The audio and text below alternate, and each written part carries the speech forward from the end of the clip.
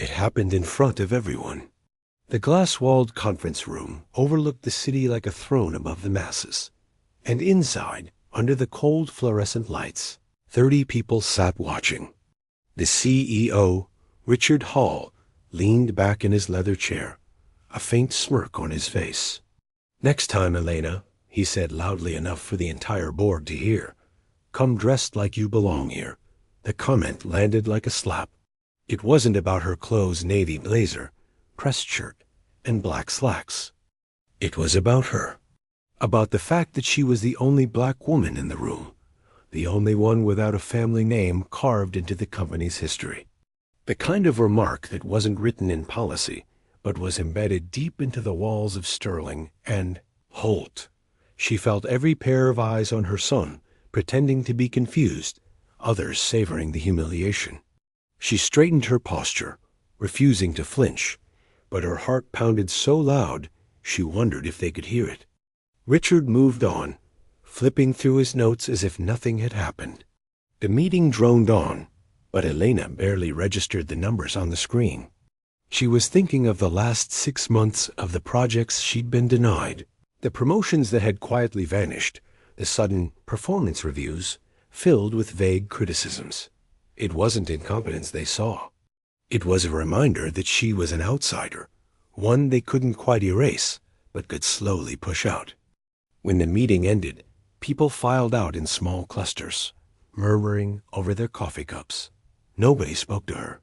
Back was the unspoken rule: don't stand too close to the person being targeted. It was safer that way.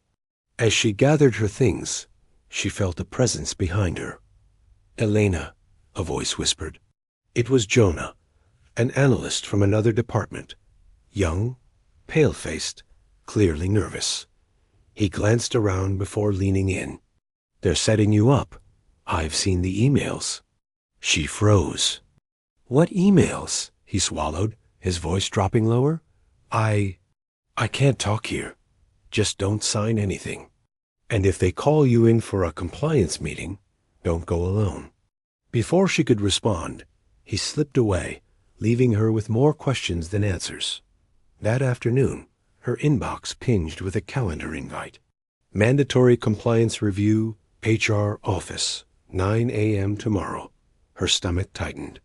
She had worked here for 8 years, long enough to know what compliance review meant. It was the prelude to termination, dressed up in legal language. She didn't sleep that night. Instead, she sat at her kitchen table, staring at her laptop, the city lights blinking beyond the window. She searched for any sign of what Jonah had meant: files she had access to, shared folders, archived memos. Nothing obvious. Either the evidence was buried deep, or it had been scrubbed from her view. But she wasn't going to walk in blind. Not this time. The next morning, she arrived early. The HR office was sterile and silent, the kind of place designed to make people feel small. 2 men in suits were already there, one she recognized from legal, the other from HR. Richard was not present, but his absence didn't fool her. This was his doing. "Please have a seat, Miss Carter," the HR director said, gesturing toward the chair opposite them. They started with vague language about concerns and reports of unprofessional behavior. No details, no specifics, just enough to build a shadow she couldn't fight against. Then came the paper's forms acknowledging the review, documents to confirm understanding. It was a trap. She could see it in the way they avoided eye contact when she read the fine print. "I won't sign," she said calmly. A flicker of irritation crossed the legal rep's face. "Refusal to cooperate will be noted." "Noted," she said, matching his tone. She left the room knowing she had just bought herself time, but not much. The clock was ticking. That night, her phone buzzed with a message from an unknown number. "Meet me in the parking garage, level 3, 8:15 p.m. Come alone." It was reckless to even consider it, but something told her this was connected to Jonah's warning. At 8:15 sharp, she stepped into the dimly lit garage. The air smelled faintly of oil and rain. A shadow emerged from behind a pillar. It was Jonah, holding a small flash drive.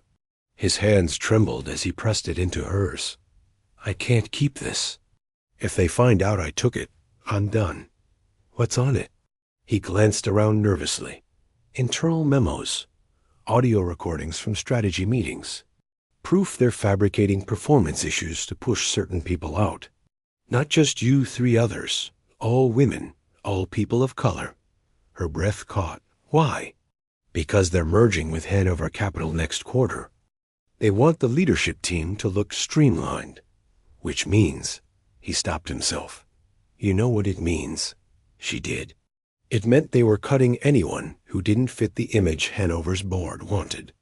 And they were doing it under the guise of performance restructuring. Jonah stepped back into the shadows. Be careful, Elena. They're watching everything. Back in her apartment, she plugged the flash drive into her laptop. Folders opened emails with coded language about cultural fit and optics. Meeting transcripts where Richard casually discussed filtering out the noise. There were charts, lists, and, most damning, a spreadsheet with names, departments, and notes, like too outspoken. Doesn't blend, potential liability.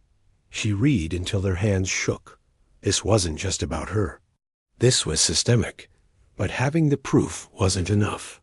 If she brought it to HR, they'd bury it. If she leaked it to the press without strategy, they'd spin it as disgruntled employee retaliation. She needed a way to make it undeniable, to put it in front of people who mattered, and make sure it couldn't be erased. That meant taking a risk she had never considered before. The following week, the company hosted its quarterly town hall. Hundreds of employees would tune in via live stream. Richard would stand on stage, smiling as he talked about growth and shared values, while the upper floor executives nodded like they believed him. And she would be there, waiting for her moment. As the auditorium filled, Elena sat near the back, laptop in her bag, flash drive in her pocket. The lights dimmed, the company logo appeared on the massive screen, and Richard took the stage with his well-rehearsed charisma. She waited as he spoke, her pulse steady, until he reached the slide about team culture. That was her cue. She stood. "Mr. Hall," she said loudly, her voice cutting through the microphone feed before anyone could mute her. "Can you explain why your private memos describe employees as liabilities based on their race and gender?" The room went silent. Every head turned.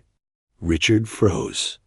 And on the big screen behind him, her laptop already connected to the projector via the open conference port, began scrolling through the files. From the flash drive, emails, spreadsheets, transcripts, names.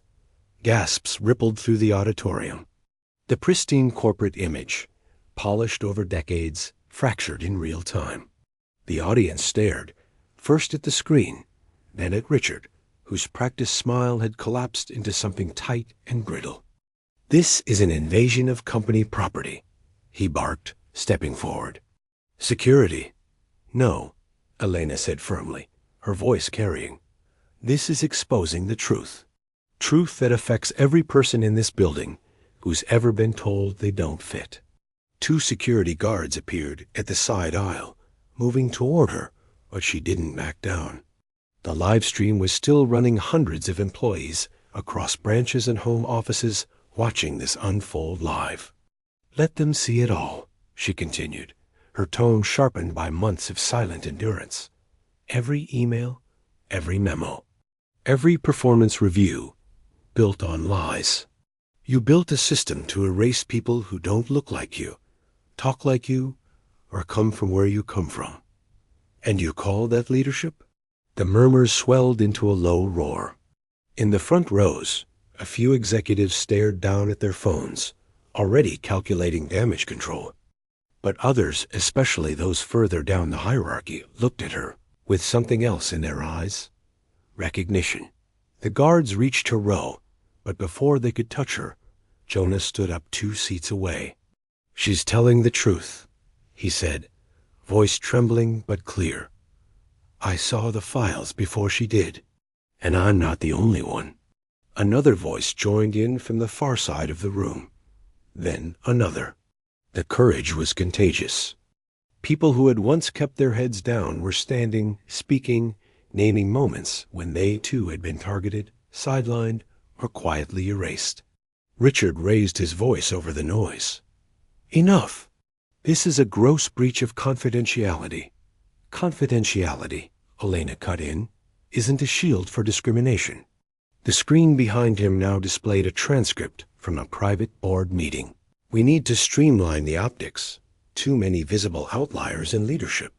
The words hung in the air like a confession. Security hesitated. They had their orders, but they weren't blind to the shift in the room. Removing her now wouldn't silence her. It would prove her point. The HR director, pale and sweating, made a quick call to someone unseen. Moments later, the live stream abruptly cut, the screen going black. But it was too late. Hundreds had seen enough. Screenshots and recordings would already be spreading. Richard turned toward Elena, his voice low and venomous. You've just ended your career. She met his gaze without blinking. If ending my career means ending this rot, then it's worth it. The meeting broke down into chaos. Executives whispered urgently in corners. Employees crowded around, some thanking her quietly, others too afraid to be seen near her. Jonah slipped her a folded note. Go public tonight. I have backups. She left the building without being stopped, but she could feel eyes on her the whole way to the parking lot. The gray sky hung heavy overhead, as if the city itself was holding its breath. At home, she opened the note. Inside was a list of contacts journalists, advocacy lawyers, whistleblower protection groups. Jonah had given her the names of people who could take this beyond the company walls, people who knew how to protect evidence and amplify truth. It was a map out of the shadows. The first call she made was to a nonprofit investigative outlet. The reporter on the other end listened without interrupting and asked for the files. Elena hesitated for only a moment before sending them. If I disappear from this company tomorrow, she told him, I want the story to live on. By the next morning, a headline had broken across multiple platforms. Exclusive. Leaked memos reveal corporate purge based on race and gender ahead of merger. The article was detailed, precise, impossible to dismiss as rumor. It named the company, quoted the emails, and even included anonymized testimonies from current employees. Sterling and Holt issued a statement calling the claims gross misinterpretations. But the internet had its teeth in the story, and it wasn't letting go. Former employees came forward with matching experiences. Advocacy groups demanded an independent investigation. Shareholders began to question the merger's stability. That afternoon, Elena received a formal notice. Effective immediately, her employment was terminated for gross misconduct. She read it once, then set it aside. They could take her job, but they couldn't take back what had been exposed. Her phone buzzed with messages, some from strangers thanking her, some from colleagues who finally dared to speak, and one from Jonah. They're meeting with the board tomorrow. I think they're scared.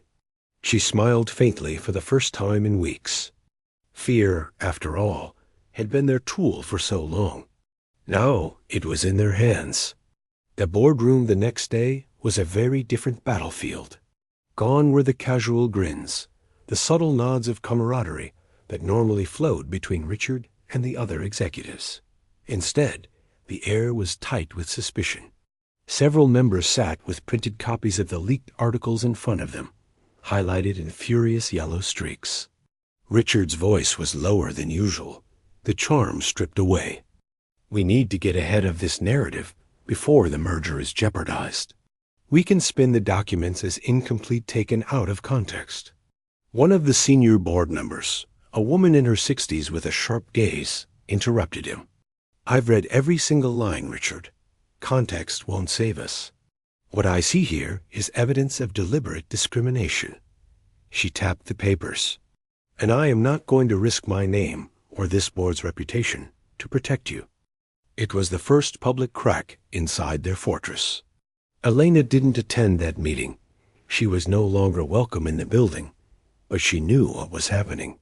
Her contacts within the company fed her updates in real time. "They're divided," one text read. "Half want you discredited. Half want to cut Halle loose and beg for mercy."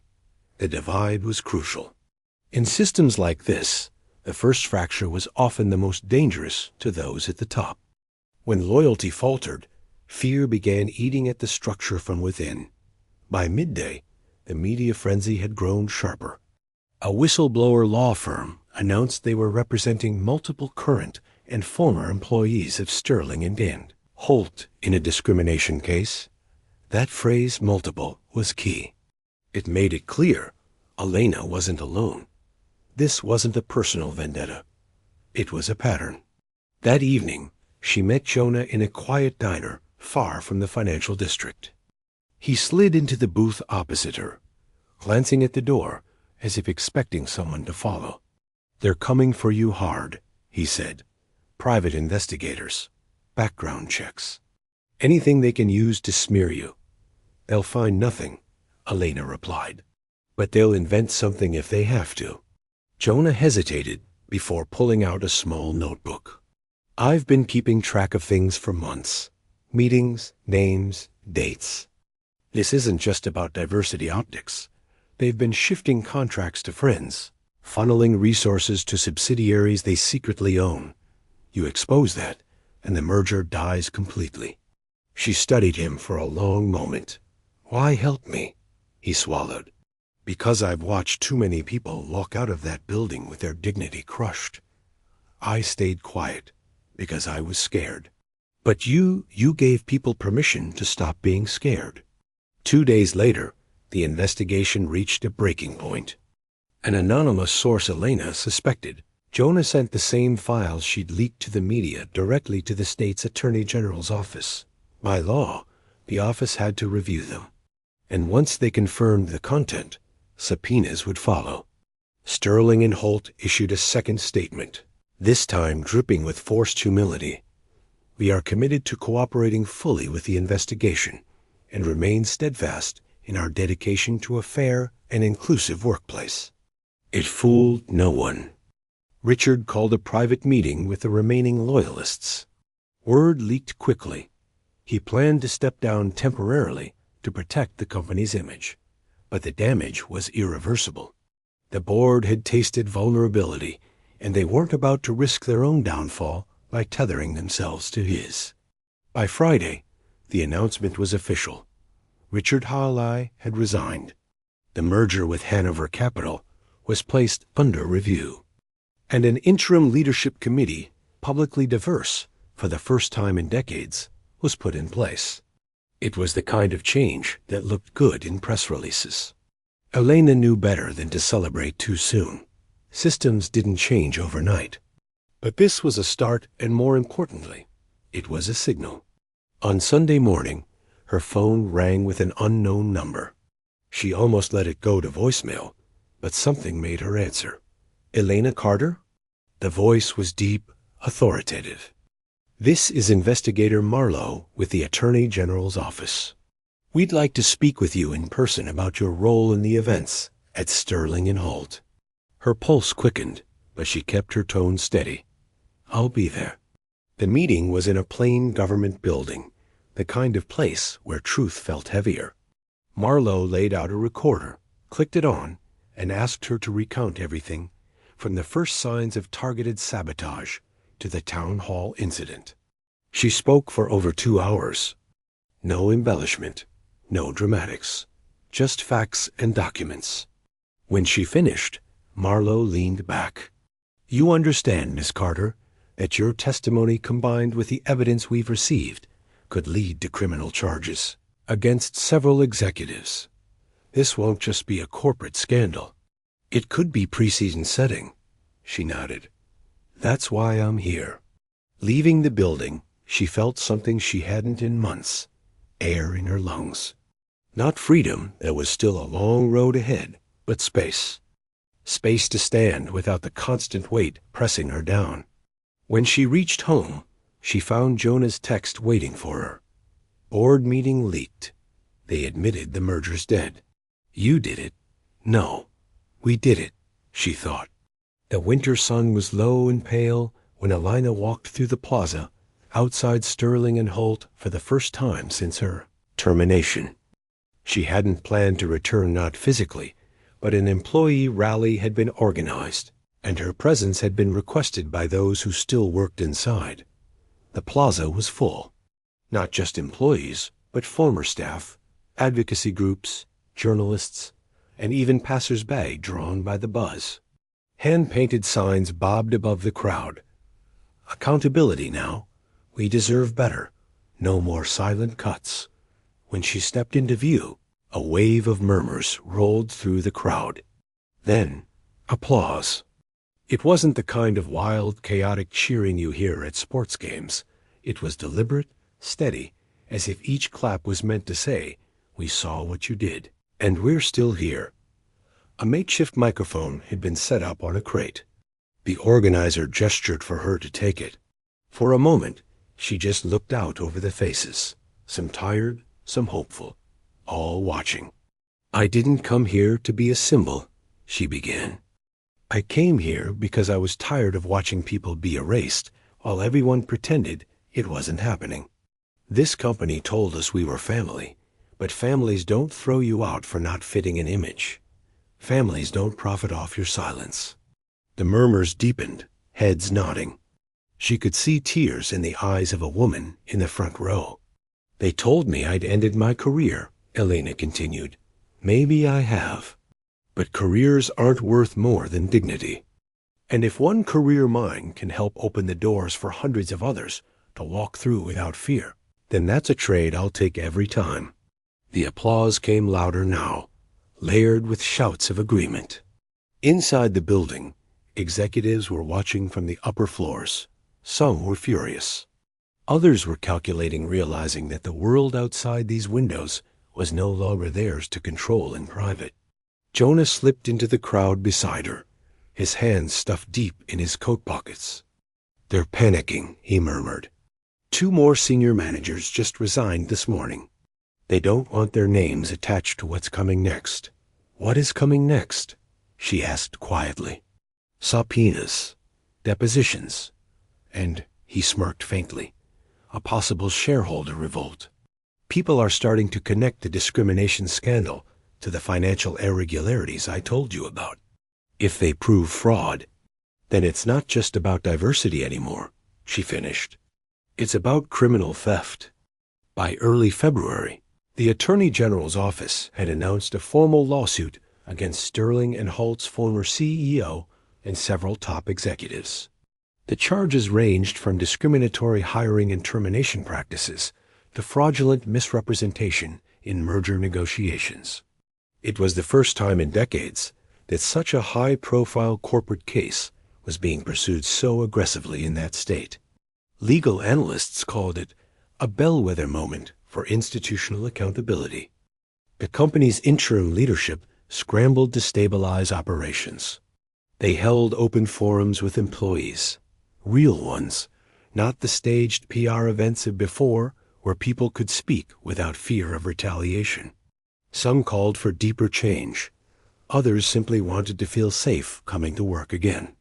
One morning, Elena received an email from the new interim chair of the board.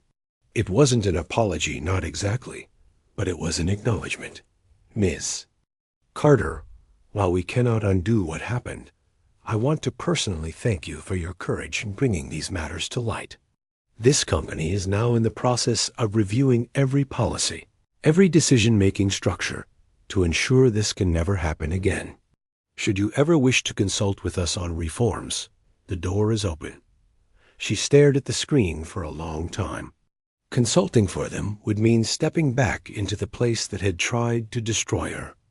But it would also mean shaping it into something better. For now, she left the message unanswered. Some choices required time. Weeks passed. The media coverage slowed, but the case remained alive in the public's mind. Smaller companies began preemptively revising their own HR and diversity practices, not out of moral awakening, but out of fear of becoming the next Sterling and Holt. It was still change, even if born from self-preservation.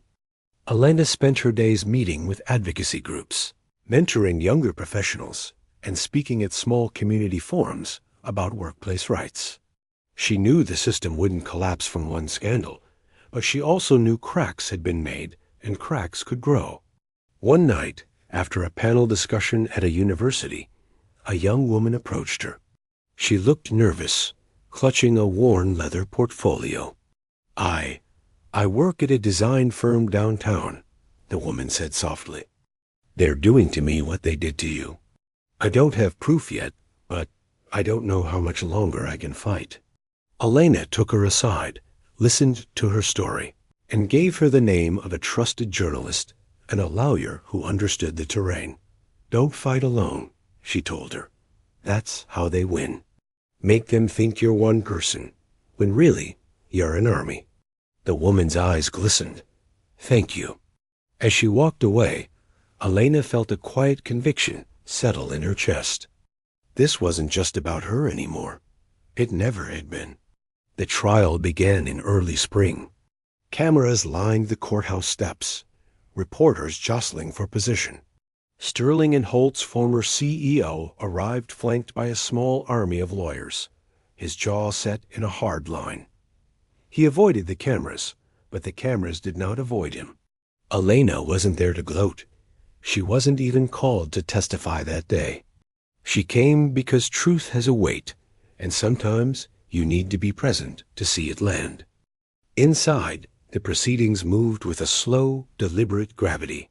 Prosecutors laid out patterns, hiring data skewed against women and minorities, performance evaluations designed to fail certain employees, backroom deals that rewarded silence and punished dissent. Then came the financials doctored numbers meant to inflate quarterly performance before mergers. Bonuses paid out on the strength of those lies. It was clinical, almost cold, but every fact was another brick in the wall being built around the accused. Midway through the trial, the defense tried a different tactic, painting Elena as a disgruntled ex-employee with a personal vendetta. It was a familiar smear, one she had anticipated. She took the stand with a steady gaze. "If seeking fairness is a vendetta," she said evenly, "then yes, I have one." The defense attorney pushed, suggesting she had overreacted, that she had no business involving the press. "I went public," she replied, "because every internal door was locked. You don't get to call it an overreaction when you leave someone no other way to be heard." Her voice didn't rise, but the words hung in the air like a weight. When the verdict came, it was decisive. The CEO was found guilty of fraud and discriminatory practices. Several senior executives faced lesser charges, but were barred from holding leadership positions in publicly traded companies for the next decade. The company itself was ordered to fund a large-scale restitution program for employees who had been wrongfully terminated or denied advancement under discriminatory policies. It wasn't perfect money, never fully repairs harm, but it was more than most had expected. Outside the courthouse, journalists swarmed.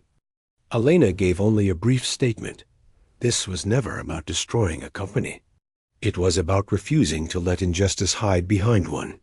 Months later, she returned to the plaza outside Sterling and Holt, not for a rally this time, but to meet with the new board. The interim chair greeted her at the door. Inside, the conference room was stripped of its former intimidation, no towering portraits of past executives, no frosted glass designed to obscure. The atmosphere was quieter, more direct. "We want to rebuild this place from the inside out," the chair said. "Not just policies, culture. And we'd like you to help lead that effort." Elena thought of the long road between the day she had been escorted out of this building and this moment. She thought of Jonah, of the employees who had risked their careers to stand beside her, of the young woman with the worn leather portfolio. She nodded slowly. "I'll help." But on one condition, no illusions. We're not here to polish the image. We're here to make sure no one else has to go through what we did. The chair agreed. In the months that followed, Elena worked quietly but relentlessly.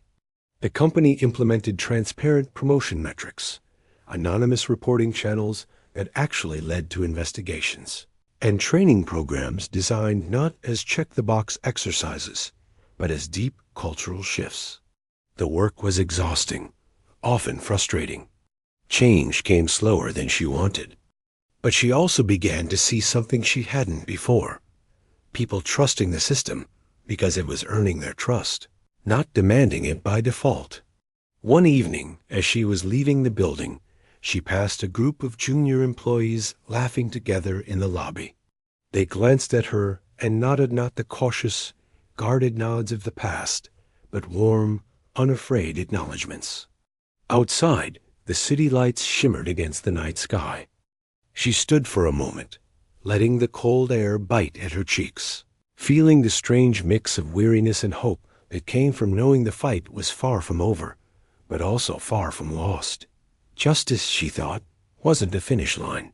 It was a path, and one worth walking, no matter how many times it doubled back or rose steep. She took a deep breath, turned, and kept walking.